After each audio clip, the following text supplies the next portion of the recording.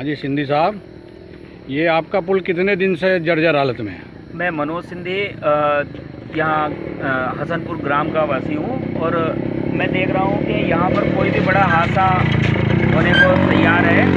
और अभी लगभग ये 5 साल से ये पुल इसी हालत में है। और अभी देख रहे हैं आपको ये देखिएगा, कभी भी बड़ा हादसा हो सकता है इसमें। और इसमें हादसे के लिए काफ़ी एप्लीकेशन विधायक को, सांसद को हम भेज चुके हैं, लेकिन यहाँ पर कोई भी किसी का ध्यान इस ओर नहीं है। और यहाँ पर लगभग 10,000 के लगभग लोग यहाँ से गुजरते हैं, जो मेहनत मजदूरी कर के शहर से आते हैं।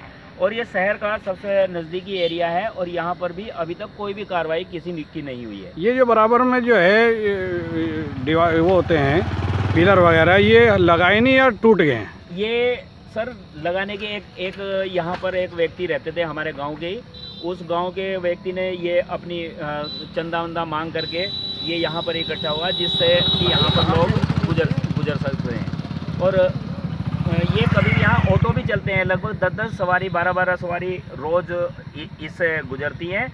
और वो कभी भी बड़ा हादसा हो सकता है। ये आप देखेंगे नीचे आकर के, ये देखो ये पुल अभी भी यहाँ से क्रैक हुआ है। और ये यहाँ पर पानी का ये बरसाती नदी है, बरसाती नदी में ये यहाँ से गुजरता जाता है पानी। और अभी देख रहे हैं आप आगे चलिएगा, ये देखो ये क्या हालत हुआ है। और यहाँ पर अभी भी सरकार की नज़र इधर नहीं है। अभी हम सोच रहे हैं कि गड्ढा मुक्त सरकार होगी, हम उस सरकार को वोट देते हैं, उस सरकार से अपेक्षा करते हैं कि हमारे गांव में कुछ विकास हो, लेकिन प्रधान को कहते हैं कि हमारे अंडरटेकिंग में नहीं आता है ये। और सभी लोगों को हमने बताया, हमने विधायक को भी बताया, फ़ोन से भी बताया, सूचना भी दी। विधायक भी इसी रास्ते से आता है और कभी भी बड़ा हादसा हो सकता है, हो सकता है। थैंक यू सिंधी साहब, थैंक यू। आप एक बार इसको देखोगे, ये देखो यहाँ पर, ये देखो यहाँ पर लोग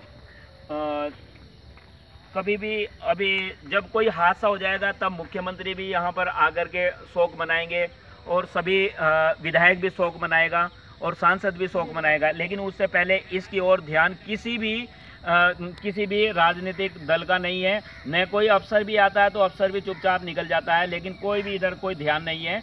जब कोई बड़ा हादसा यहाँ पर होगा तो तब यहाँ पर सबका ध्यान इधर पहुँचेगा।